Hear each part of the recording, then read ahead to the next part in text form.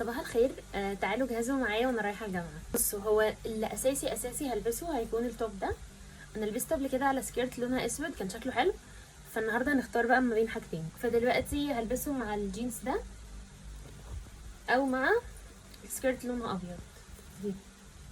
انا اختار الحزام الجولد او الحزام السيلفر، فحاسه ان انا في المود بتاع السيلفر النهارده، فهختار السيلفر.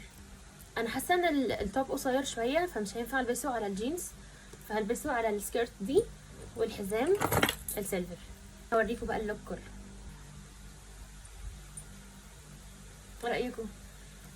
انا حاسه ان هو شكله حلو قوي بصراحه. كمان هلبس الكونفرس الاحمر ده، وهحط البادي سبلاش ده من ايفا عشان لونه احمر وانا لابسه احمر، فحسيته هيليق، وريحته بصراحه تحفه، فهحط منه. نبعد عن الحزام عشان لونه مغيرش.